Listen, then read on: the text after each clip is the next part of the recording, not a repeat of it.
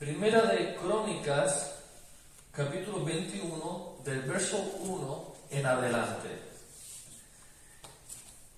Pero Satanás se levantó contra Israel e incitó a que hiciese censo de Israel. Y dijo David a Joab y a los príncipes del pueblo: id, haced censo de Israel desde Beerseba hasta Dan, e informadme sobre el número de ellos para que yo lo sepa. Y dijo Joab: añada Jehová a su pueblo 100 veces más, rey mi señor. ¿No son todos estos siervos de mi señor? ¿Para qué procura mi señor esto, que será para pecado de Israel? Mas la orden del rey pudo más que Joab. Salió por tanto Joab y recorrió todo Israel, y volvió a Jerusalén y dio la cuenta del número del pueblo a David. Y había en todo Israel 1.100.000 que sacaban espada, y de Judá 470.000 hombres que sacaban espada. Entre estos no fueron contados los levitas ni los hijos de Benjamín, porque la orden del rey era abominable a Joab. Asimismo, esto desagradó a Dios e hirió a Israel. Entonces dijo David a Dios: he pecado gravemente al hacer esto. Te ruego que quites la iniquidad de tu siervo, porque he hecho muy locamente. Y habló Jehová a Gad, vidente de David, diciendo: ve y habla a David y dile: así ha dicho Jehová, 3 cosas te propongo. Escoge una de ellas que yo haga contigo. Y viniendo Gad a David, le dijo: así ha dicho Jehová, escoge para ti o 3 años de hambre, o por 3 meses ser derrotado delante de tus enemigos con la espada de tus adversarios, o por 3 días la espada de Jehová, esto es, la peste en la tierra, y que el ángel de Jehová haga destrucción en todos los términos de Israel. Mira pues que responderé al que me ha enviado. Entonces David dijo a Gad: estoy en grande angustia. Ruego que yo caiga en la mano de Jehová, porque sus misericordias son muchas en extremo, pero que no caiga en manos de hombres. Así Jehová envió una peste en Israel, y murieron de Israel 70.000 hombres. Y envió Jehová el ángel a Jerusalén para destruirla. Pero cuando él estaba destruyendo, miró Jehová y se arrepintió de aquel mal. Y dijo al ángel que destruía: basta ya, detén tu mano. El ángel de Jehová estaba junto a la era de Ornán Jebuseo. Y alzando David sus ojos, vio al ángel de Jehová que estaba entre el cielo y la tierra, con una espada desnuda en su mano, extendida contra Jerusalén. Entonces David y los ancianos se postraron sobre sus rostros cubiertos de cilicio. Y dijo David a Dios: ¿no soy yo el que hizo contar el pueblo? Yo mismo soy el que pequé. Ciertamente he hecho mal, pero estas ovejas, ¿qué han hecho? Jehová Dios mío, sea ahora tu mano contra mí y contra la casa de mi padre, y no venga la peste sobre tu pueblo. Y el ángel de Jehová ordenó a Gad que dijese a David que subiese y construyese un altar a Jehová en la tierra, en la era de Ornán Jebuseo, donde estaba el ángel. Entonces David subió conforme a la palabra que Gad le había dicho en el nombre de Jehová. Y volviéndose a Ornán, vio al ángel por lo que se escondieron 4 hijos suyos que con él estaban, y Ornán trillaba el trigo. Y viniendo David a Ornán, miró a Ornán y vio a David, y saliendo de la era se postró en tierra ante David. Entonces dijo David a Ornán: dame este lugar de la era para que edifique un altar a Jehová. Dámelo por su cabal precio, para que cese la mortandad en el pueblo. Y Ornán respondió a David: tómala para ti, y haga el Señor el rey lo que bien le parezca. Y aún los bueyes daré para el holocausto. y los trillos para leña y trigo para la ofrenda. Yo lo doy todo.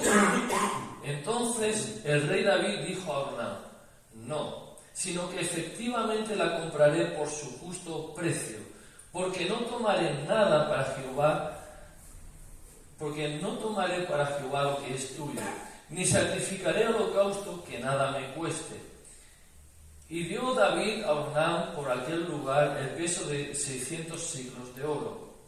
Y edificó allí David un altar a Jehová, en el que ofreció holocaustos y ofrendas de paz. E invocó a Jehová, quien le respondió por fuego desde los cielos en aquel altar del holocausto. Entonces Jehová habló al ángel, y éste volvió su espada a la vaina. Amén.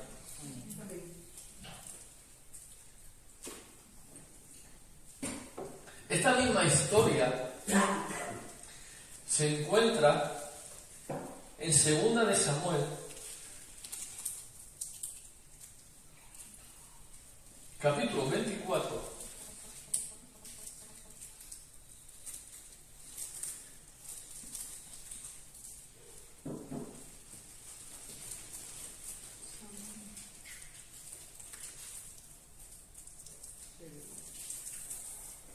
Segunda de Samuel, capítulo 24, y versículo 1. Hasta el 25, todo el capítulo entero es exactamente la misma historia. Pero hay un detalle muy importante en el versículo 1 que vamos a comparar tanto de un capítulo como del otro. Dice así, en el capítulo 24 de Segunda de Samuel: volvió a encenderse la ira de Jehová contra Israel, e incitó a David contra ellos a que dijese: ven, haz un censo de Israel y de Judá. Primera de Crónicas, capítulo 21 y versículo 1. Pero Satanás se levantó contra Israel e incitó a David a que hiciese censo de Israel. ¿Nos ubicamos?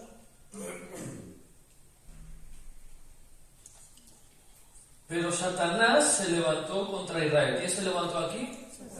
Satanás. E incitó a David. ¿Quién incitó? Satanás. A que hiciese censo de Israel. Segunda de Samuel 24, 1. Volvió a encenderse la ira de Jehová contra Israel. ¿La ira de quién se encendió? El Señor. El Señor. E incitó a David. ¿Quién incitó? El Señor. El Señor. Entonces, ¿quién incitó? ¿El Señor o Satanás? Los dos, ¿no? Satanás incitó al otro y luego Jehová. ¿Quién incitó a quién? ¿Cómo hacemos eso? ¿Cómo lo conciliamos? ¿Está equivocada la Biblia? ¿Tiene errores la Biblia? ¿Se contradice la Biblia? No. ¿Cómo lo conciliamos entonces? Este versículo aquí en Samuel dice algo muy interesante. Volvió a encenderse la ira de Jehová ¿contra quién? Contra Israel. ¿Por qué? ¿Por qué se enciende la ira de Dios contra alguien?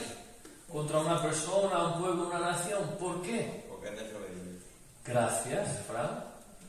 Porque es desobediente, porque es rebelde, porque no le hace caso. ¿Quién era Israel? Israel era el pueblo escogido por Dios. El pueblo que fue comprado por Dios. El pueblo que Dios rescató de servidumbre para hacerlo un pueblo santo para Él. Quiero que nos pongamos un poquito en contexto.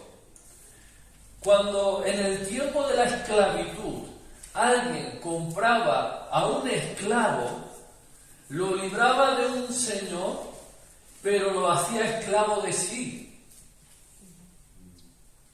Y en ese contexto, Israel, la nación toda, era esclavo de Faraón y de Egipto. y Dios lo libera de Faraón y de Egipto y lo toma para sí. Nosotros en un tiempo vivíamos en pecados, en tinieblas, bajo la influencia y el dominio del pecado y del diablo. ¿Sí? ¿Hay alguien aquí que vivió así? Yo sí. ¿Hay alguien más? Todos, ¿verdad? Pero ahora Dios nos ha libertado de las tinieblas y nos ha trasladado al reino de su luz, al reino de su Hijo amado y el reino del Señor. ¿Para qué? Para que seamos un pueblo santo apartado para Él. Amén. Así que antes servíamos con nuestros cuerpos y nuestros miembros, servíamos al pecado, pero ahora somos siervos del Dios viviente. Tengo una buena noticia. Eres siervo. ¿Eres siervo y esclavo del pecado o eres siervo y esclavo del Señor por amor? Tú eliges. Dios nos da la libertad, Dios nos da la capacidad de decidir. Nosotros elegimos, escogemos, quiero servir al pecado, quiero servir a Dios. ¿A quién quieres servir tú? Al Señor. Dice Josué, le dice a toda la nación de Israel, escogeos hoy a quién sirváis. Pero no puedes estar sin servir a nadie. ¿Sirves al pecado y al mundo y al diablo o sirves a Dios? A alguien estamos sirviendo. De alguien somos esclavos. De alguien tenemos un dueño, tenemos un señor. Y nosotros tenemos la capacidad para elegir. Cuando estábamos en nuestros delitos y pecados, estábamos en ataduras, estábamos allí esclavos del pecado del diablo, no nos quería soltar. Pero si nosotros le pedimos ayuda al Señor, Él nos liberta. Amén. Nosotros le decimos, Señor, yo hoy decido servirte a ti, libérame del pecado, libérame de la maldad, libérame de las cadenas del diablo. Y el Señor dice, con mucho gusto. Claro que sí, aquí estoy yo he venido para libertarte, toma, libre del pecado. Ahora ven y sígueme. Amén. De hecho, nuestra libertad está en servir al Señor. Cuando nosotros servimos al Señor y seguimos al Señor, somos libres. Pero cuando decidimos no seguir al Señor, no servir al Señor, entonces, por consecuencia, estamos en desobediencia, en rebeldía, y estamos bajo la influencia del pecado y del diablo, y Él nos echa mano y no nos va a dejar libres. El vicio, dicen que el vicio en unas semanas, apenas un mes, vamos a poner 2 meses, la persona está limpia de todo vicio. Uno es bebedor, es fumador, es drogadicto. En 2 meses, si deja de tomar, en 2 meses está limpio. La sangre está limpia, el cuerpo está limpio. Pero su alma todavía sigue atada. Amén. Por eso, después de aún 6 meses sin tomar nada o años, es capaz de volver otra vez al vicio. Porque su alma sigue atada. Porque no es que dejemos la práctica lo que nos hace libres, sino lo que nos hace libres es que las cadenas que hay en nuestra alma y en nuestro corazón sean rotas. Y la palabra nos dice así, si el Hijo del Hombre os libertare, seréis verdaderamente libres. Amén. Por eso es que luego podemos dejar vicios y no volver. Porque así hemos sido libres en nuestra alma y en nuestro corazón.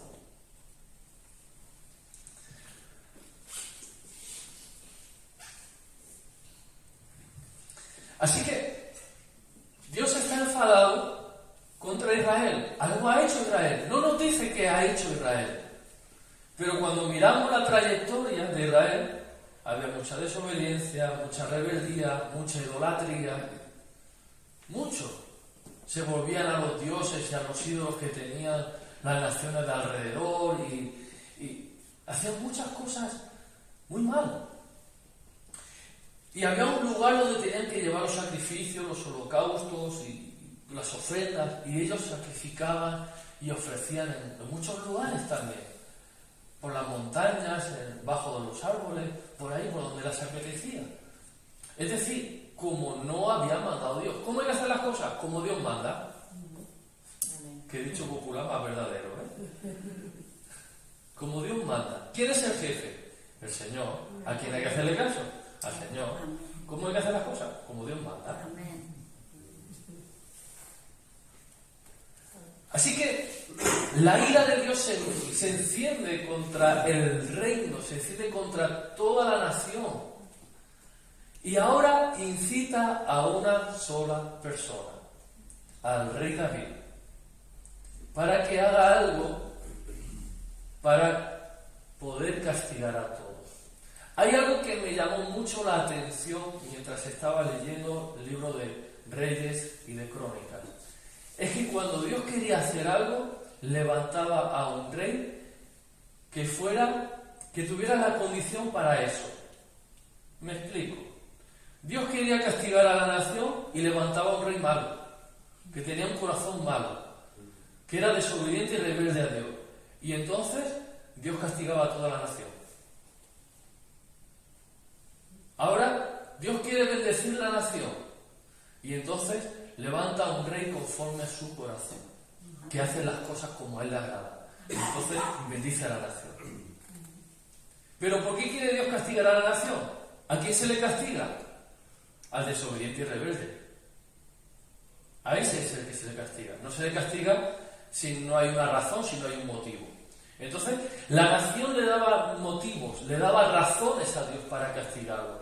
Y entonces Dios dice, vale, pero necesito a uno que va a ser por medio de quien yo voy a hacer las cosas.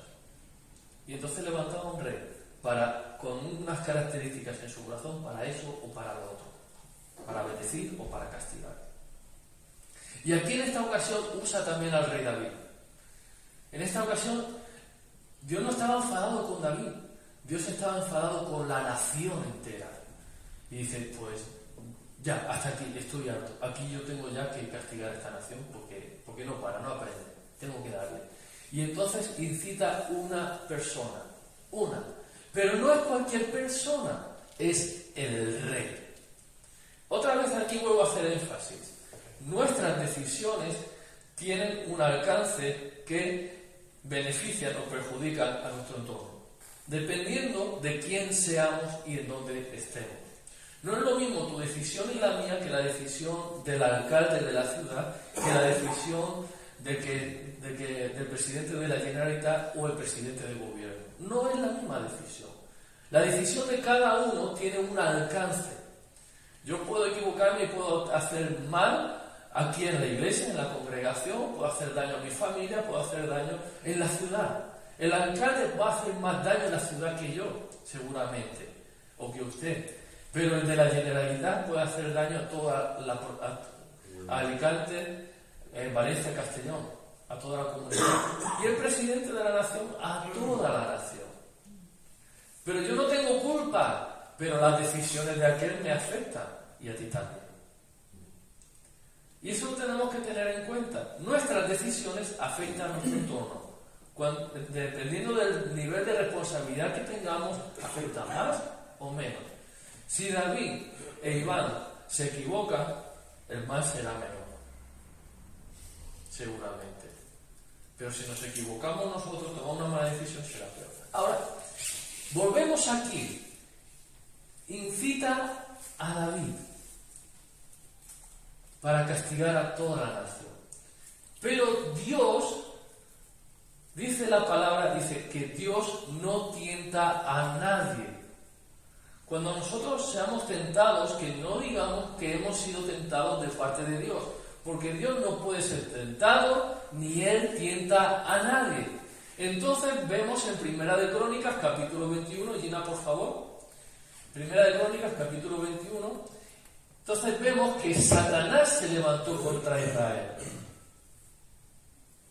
Vamos a ver esto un poco más claramente.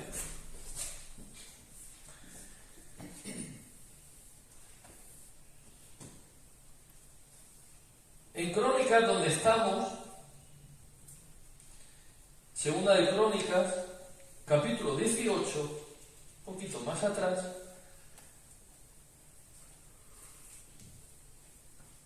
versículo Segunda o primera. Segunda. Estamos ahí. Primera, pues en segunda. Segunda de Crónicas. Capítulo 18.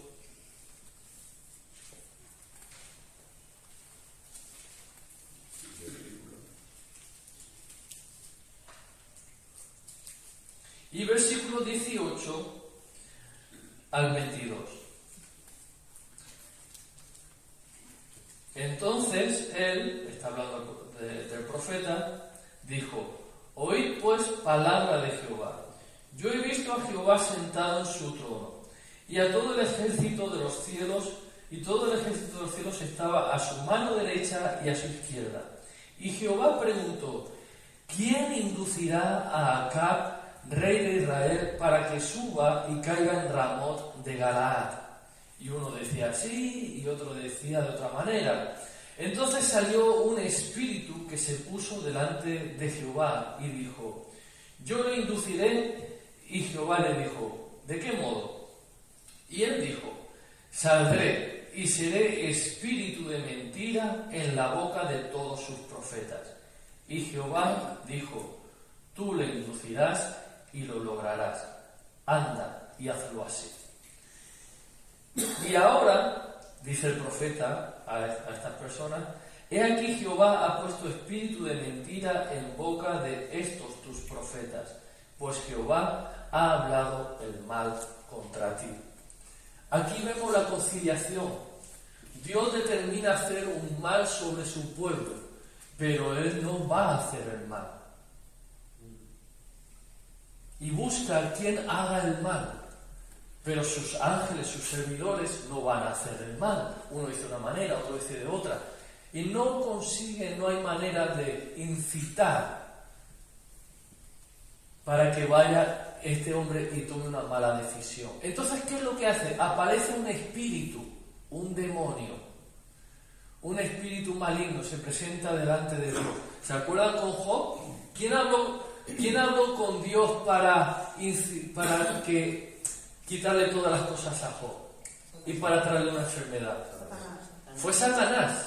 Dice que estaba Dios y delante de él estaban pasando los hijos de Dios. Y entre ellos pasó Satanás también y tuvo una conversación con Dios. Aquí pasa un espíritu y dice que es un espíritu de mentira. Y entonces dice: yo iré, saldré y seré espíritu de mentira en la boca de sus profetas. Y entonces dice: tú lo conseguirás, ve y hazlo. ¿Quién lo envía? Dios. Dice: ve y hazlo. Y el profeta dice: Dios, Jehová, ha hablado el mal contra ti. Aquí vemos cómo Dios usa incluso a los demonios y a Satanás para cumplir su propósito.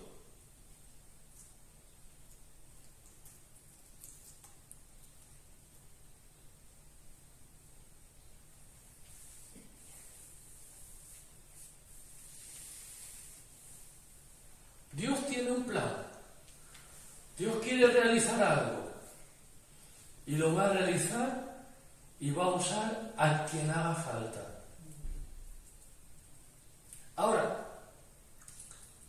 ¿por qué el demonio se deja usar? Porque el demonio quiere robar, matar y destruir.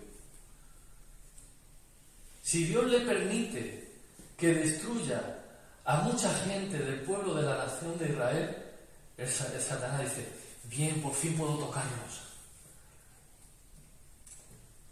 Por fin puedo tocarlos. ¿Qué le dice Satanás a Dios con respecto a Job? Dice: has puesto un cerco alrededor de él. Es decir, has puesto una protección. No puedo acercarme, no lo puedo tocar. Y has bendecido la obra de sus manos, lo has bendecido. Lo has bendecido y has puesto un cerco, no lo puedo tocar. Pero, y sobre Israel está lo mismo, y sobre los hijos de Dios también. Usted y yo somos hijos de Dios, ¿sí? ¿Tiene a Cristo en su corazón? Somos hijos de Dios. Entonces dicen que el ángel de Jehová acampa alrededor de los que le temen. Tenemos un cerco de protección. Esto es una buena noticia. El diablo no te puede tocar si Dios no se lo permite. O tú, o yo. Porque yo le puedo dar lugar al diablo. Dice así, dice: no se ponga el sol sobre vuestro enojo, ni deis lugar al diablo. Nosotros podemos darle lugar al diablo, pero si nosotros no le damos lugar al diablo, si Dios nos lo permite, el diablo no nos puede tocar, porque el ángel de Jehová acampa alrededor de los que lo temen y los defiende. Amén. Por eso podemos decir, en paz me acostaré y así mismo dormiré, Amén. porque tú, Jehová, me haces vivir confiado. Por eso podemos decirlo tranquilamente, confiadamente y dormir a gusto. Ahora, Dios usa a quien tenga que usar para cumplir su plan, su propósito, sus designios. Y nosotros muchas veces no alcanzamos a entender. Porque ¿quién entenderá la mente del Señor? Inescrutables son sus caminos. Pero aquí nos está arrojando algo de luz. Y es que muchas veces el diablo viene a nuestra vida, viene a atacarnos, viene a pelear contra nosotros y no nos damos cuenta en ocasiones de que si el diablo está luchando contra nosotros y nosotros contra el diablo es porque Dios lo está permitiendo. Cuando el diablo viene a tu vida o a mi vida, viene a nuestra vida para luchar, para pelear, y tenemos un enfrentamiento cara a cara, es porque Dios lo está permitiendo.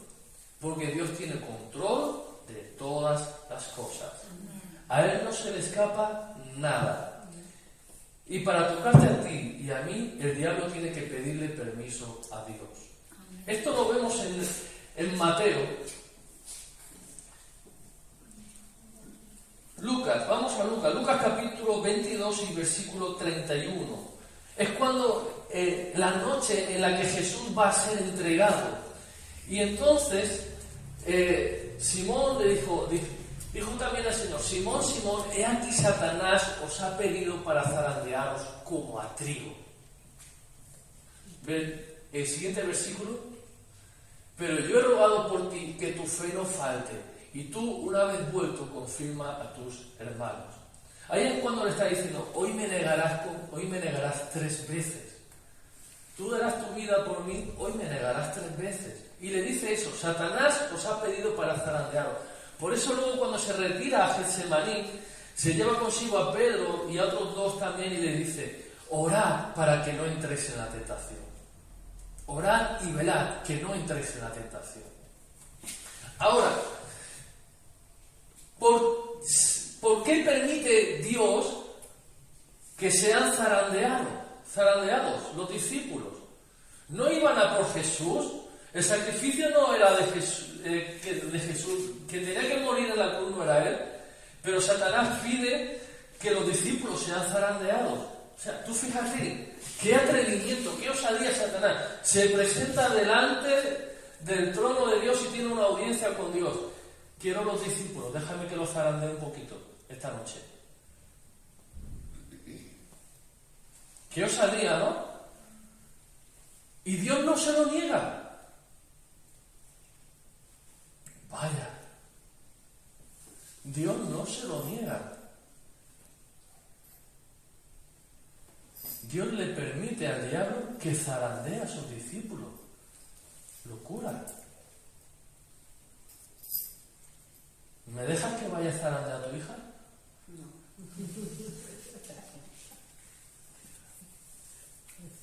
A Ale no le pregunto por su hijo, que a lo mejor sí que me deja. Pero qué locura, o sea, déjame que zarandee a tus discípulos, aquellos que han estado 3 años y medio aproximadamente contigo, con Jesús, que han estado ahí, que han dejado sus casas, que han dejado sus tierras, que han dejado sus negocios, y que han ido, por donde quiera que ha ido Jesús, han estado ahí con Él. Déjame que los zarandee. Ahora, ¿qué es lo que nos enseña este texto?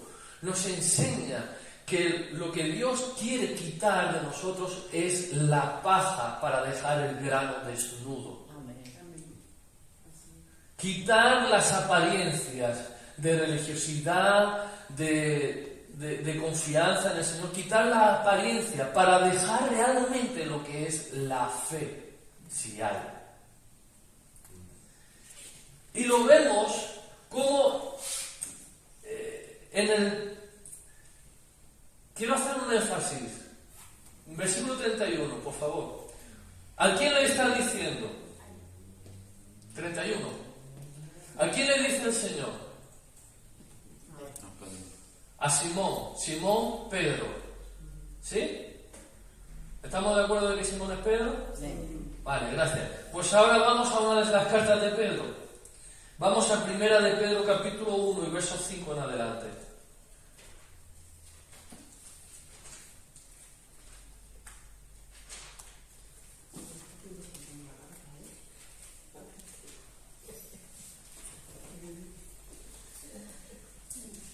Primera de Pedro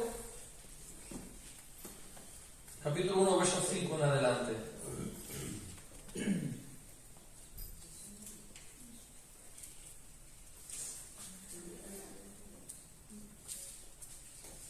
Voy a leer desde el 3. Bendito el Dios y Padre de nuestro Señor Jesucristo, que, según su grande misericordia, nos hizo renacer para una esperanza viva por la resurrección de Jesucristo de los muertos, para una herencia incorruptible, incontaminada e inmarcesible, reservada en los cielos para vosotros. ¿Alguien dice amén? Amén. Aleluya.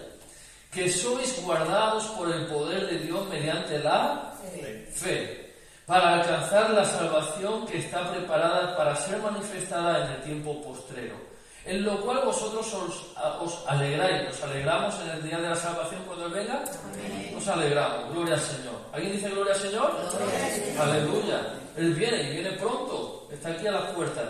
Aunque ahora por un poco de tiempo, si es necesario, tengáis que ser afligidos en diversas pruebas. ¿Para qué? Para que sometida a prueba vuestra fe, mucho más preciosa que el oro, el cual aunque perecedero se prueba con fuego, sea hallada en alabanza, gloria y honra cuando sea manifestado Jesucristo, a quien amáis sin haberle visto, en quien creyendo, aunque ahora no lo veáis, os alegraréis con gozo inefable y glorioso. ¿Cuándo? Cuando le veamos. 9. Obteniendo el fin de vuestra fe, que es la salvación de vuestras almas. Amén. El mismo que fue tentado, que fue zarandeado por Satanás, es el que ahora nos dice que nuestra fe tiene que ser probada.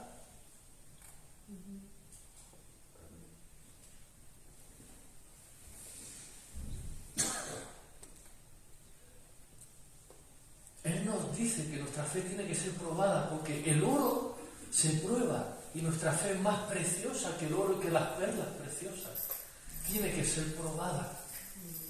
Pero si la guardamos, si no nos falta la fe, entonces obtendremos el premio, el fin de nuestra fe, que es la salvación de nuestras almas. Y Dios usa al diablo para probarnos a nosotros. Dios no nos tienta, nos tienta el diablo. Pero esa tentación que el diablo nos hace a nosotros, de parte de Dios es una prueba. ¿Eres fiel o no es fiel? ¿Hay fe o no hay fe? Voy a poner un ejemplo. Ahora se ven muchos vídeos así en las redes sociales y espero que ustedes no lo hagan. Pero hay algunas personas que quieren probar a su cónyuge y entonces le mandan a alguien a ver cómo reacciona mi cónyuge cuando le aparece un chico o una chica, a ver qué hace.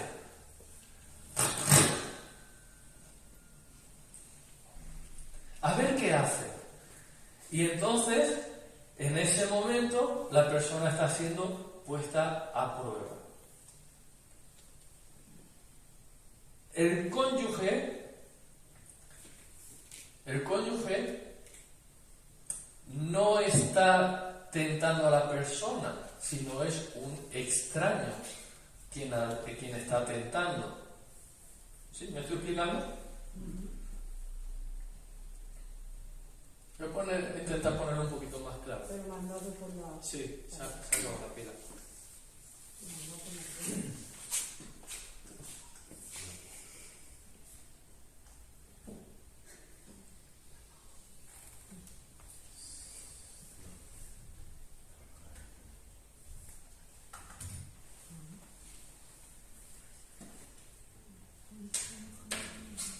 Sí, voy a intentar ponerlo un poquito más claro.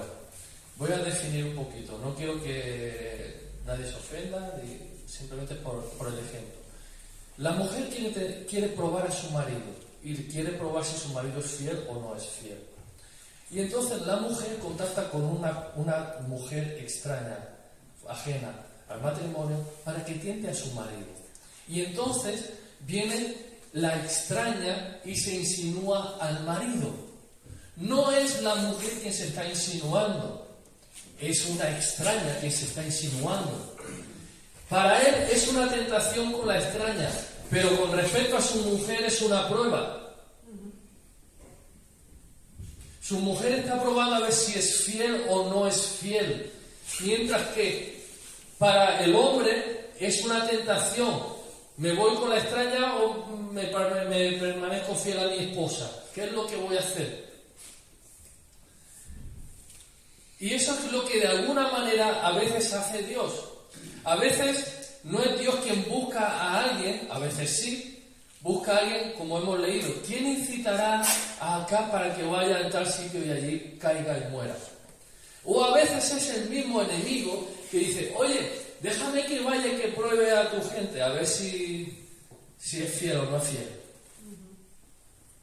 Pero sea de una manera o sea de otra, el permiso se lo da Dios.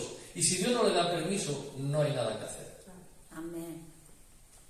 Dios le da el permiso porque tu fe y nuestra fe tiene que ser probada. Y Dios tiene un propósito en todo esto. No tuviéramos esa carta de Pedro si él no hubiera sido zarandeado. Pero ahora, como él fue zarandeado, él nos puede explicar que es necesario que nosotros pasemos por pruebas y por dificultades para que nuestra fe sea probada y que nuestra fe sea purificada. Cuando le quitamos las cosas que no valen, nuestra fe se queda pura, limpia, se queda lo que vale, lo que sirve. Tenemos otro ejemplo también. En Job ya lo hemos expresado. Y tenemos un ejemplo en 2 de Tesalonicenses, capítulo 2 y verso 1 en adelante. No es un ejemplo, más bien es una explicación. 2 de Tesalonicenses capítulo 2, verso 1 en adelante. Pero con respecto a la venida de nuestro Señor Jesucristo y nuestra reunión con Él, os rogamos, hermanos, que no os dejéis mover fácilmente de vuestro modo de pensar, ni os conturbéis ni por espíritu, ni por palabra, ni por carta como si fuera nuestra, en el sentido de que el día del Señor está cerca. Nadie os engañe en ninguna manera, porque no vendrá sin que antes venga la apostasía. Quiero que presten atención a estas palabras. Sin que antes venga la apostasía y se manifieste el hombre de pecado, el hijo de perdición, que es lo que se conoce comúnmente como el anticristo, el cual se opone y se levanta contra todo lo que se llama Dios o es objeto de culto, tanto que se sienta en el templo de Dios como Dios, haciéndose pasar por Dios. ¿No os acordáis que cuando yo estaba todavía con vosotros os decía esto? Y ahora vosotros sabéis lo que lo detiene, a fin de que a su debido tiempo se manifieste. Porque ya está en acción el misterio de la iniquidad, solo que hay quien al presente lo detiene, hasta que él a su vez se ha quitado de en medio. Y entonces se manifestará aquel inicuo, el hijo de pecado, a quien el Señor matará con el espíritu de su boca y destruirá con el resplandor de su venida, cuyo inicuo, estamos hablando del hijo de pecado, hijo de perdición, el anticristo, cuyo advenimiento es por obra de Satanás, con gran poder y señales y prodigios mentirosos, y con todo engaño de iniquidad para los que se pierden, por cuanto no recibieron el amor de la verdad para ser salvos.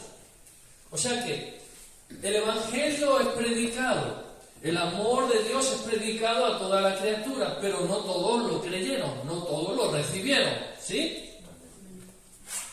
Y entonces dice, versículo 11, por esto Dios les envía un poder engañoso para que crean la mentira, a fin de que sean condenados todos los que no creyeron a la verdad, sino que se complacieron en la injusticia. Wow. Dios es amor. Amén. Y envía a Jesucristo a morir por nosotros en la cruz, por toda la humanidad, para que todo aquel que en él crea no se pierda, mas tenga vida eterna. Amén. Pero hay gente que no cree, o aunque lo crea, no lo recibe. Y endurecen su corazón. Como Faraón. Van endureciendo su corazón cada vez más, van rechazando más y más y más y más. Ven, Dios te ama, no. Ven, Dios te ama, no. Ven, Dios te ama, no. Ven, Dios te ama. Déjame en paz. No me digan más ya que Dios me ama. No quiero ir al culto, no quiero acercarme al Señor. No quiero, déjame en paz, déjame tranquilo. Endurece su corazón más y más. ¿Y qué hace Dios al final? Tanto resistir a Dios que Dios dice, ¿no quieres creer la verdad? ¿No quieres obedecer al amor de Dios? Pues toma un espíritu engañoso y mentiroso para que te pierdas.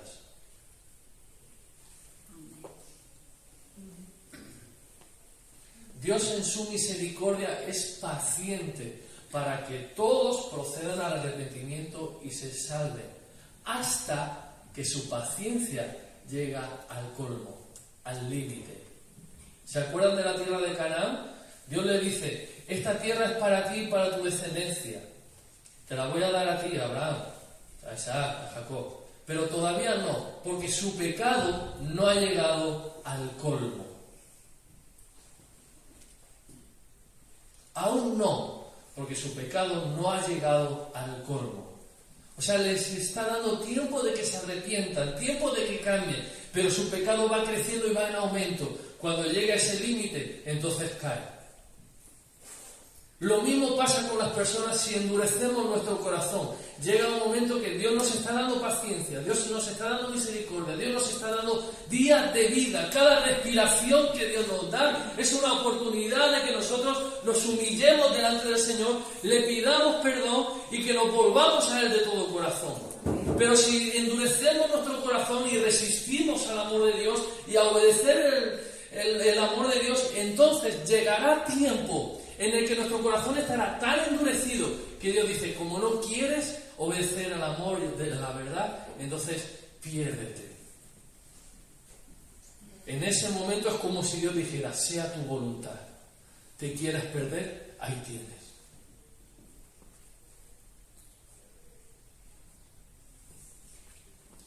Y vemos como, una vez más, como Dios usa aún incluso a sus enemigos para hacer su propósito en nuestras vidas, para cumplir su plan en nuestras vidas.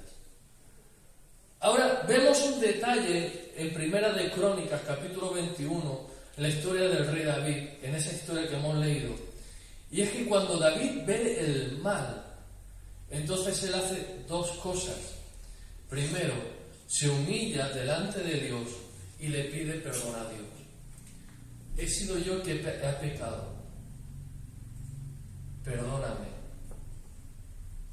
Ten misericordia. Y libra a toda esta gente.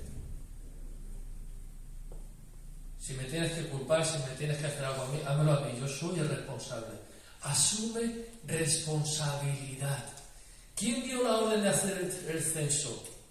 Fue David. ¿Quién pecó por dar la orden de dar el censo? Fue David.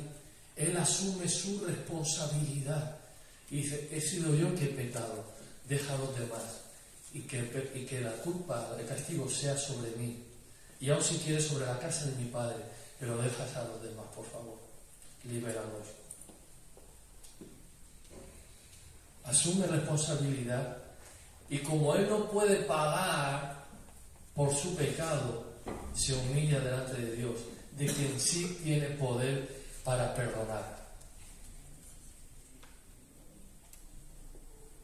Repito, David peca, pero David, siendo rey, no tiene suficiente oro para pagar el precio de su pecado.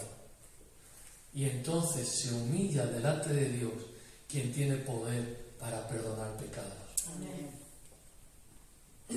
Perdóname, he pecado yo. He pecado yo. Deja a los demás. Si me tienes que castigar algo a mí, he sido yo. Y se humilla y pide perdón. Lo segundo es que Dios le da una orden a David y le dice que vaya y haga un sacrificio en tal sitio, en tal lugar. Y él podía haber dicho, bueno, lo puedo hacer aquí en el patio de mi casa. Tengo un palacio muy grande, tengo aquí un patio muy grande, aquí mismo puedo hacer el holocausto. Pero no era eso lo que le había dicho Dios. Tenía que ir a aquel lugar. Y él se desplaza a aquel lugar. Y el otro le dice, ¿a qué viene David? Dice, yo vengo aquí a ofrecer sacrificios y holocaustos a Dios para que cese la mortandad. Y dice, pues toma, la tierra, los animales, la madera, lo doy todo para que tú hagas ofrenda a Dios. Y él le dice, no, yo no tomaré lo tuyo para ofrecer a Dios. Y aquí nos da una enseñanza. La enseñanza es que tú y yo no podemos ofrecer lo de otro. Lo que Dios te demanda a ti, tienes que darlo tú. Lo que Dios me demanda a mí, tengo que darlo yo y tú no lo puedes dar por mí. Lo que Dios te demanda a ti, yo no lo puedo hacer por ti. Amén. Y entonces Él dice, no haré sacrificio a Dios que no me cueste nada. Y la segunda enseñanza es esta. Una es humillación y la segunda es obediencia. Porque si Él va y hace el sacrificio pero no se ha humillado, no sirve de nada. Nosotros venimos por la mañana, le cantamos al Señor y le damos gloria y traemos nuestras ofrendas aquí. Pero no sirve de nada si nuestro corazón no es agradable delante del Señor. Amén. Ahora, si nosotros oramos al Señor, nos hemos humillado delante del Señor y luego el Señor nos dice que vengamos, nos congreguemos y que juntos como iglesia, como cuerpo, levantemos nuestras manos y le cantemos a Él y no lo hacemos, estamos desobedeciendo. No sirve de nada que estamos humillados delante del Señor pidiéndole perdón y luego no obedezcamos a lo que Él nos está pidiendo. No sirve. Pero si nosotros nos humillamos y nosotros obedecemos, eso le agrada al Señor.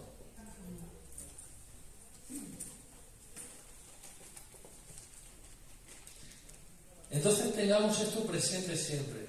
Cualquier circunstancia que venga a nuestra vida, si nosotros estamos en el centro de la voluntad de Dios y viene una circunstancia adversa a nuestra vida, lo ha permitido el Señor. Y Él tiene un plan y un propósito en eso.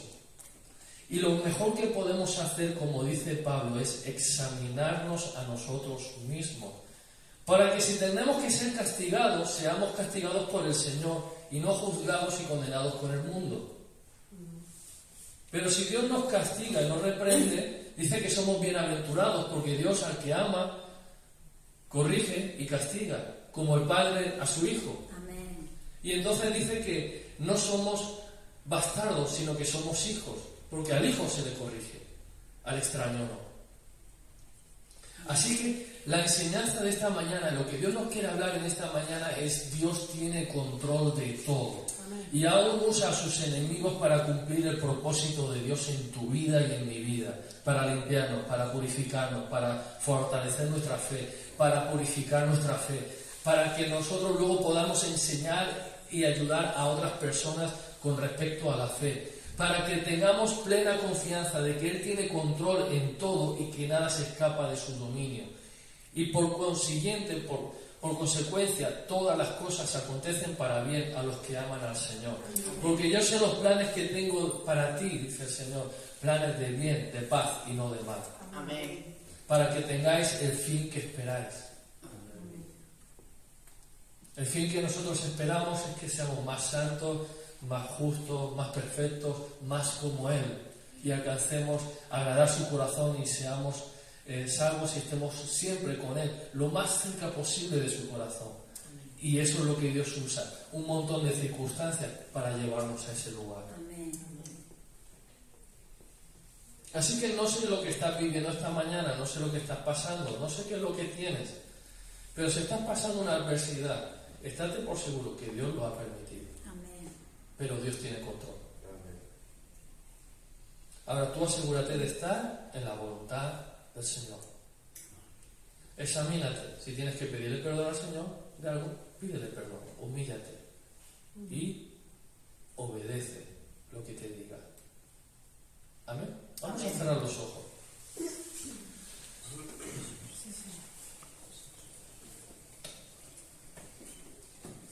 Examínate en esta mañana por un momento. A veces hay cosas que se nos escapan y tenemos que hacer como dijo el rey David también. Examíname y mírame si hay algo que no esté bien, que no esté limpio delante de ti. Examíname y muéstrame si hay algo de iniquidad en mí. Así que, dile, Señor, con respecto a las circunstancias que estoy viviendo, que tú lo sabes, ¿es por algo que yo he hecho? ¿Hay algo que yo le haya dado lugar al diablo? ¿O es algo que tú quieres enseñarme? ¿O es algo que tú quieres, Señor, fortalecer en mí? ¿Es algo, Señor, donde tú me quieres llevar más allá de mis límites? ¿Quieres que haya un crecimiento en mí? ¿Qué es lo que pretendes, Señor?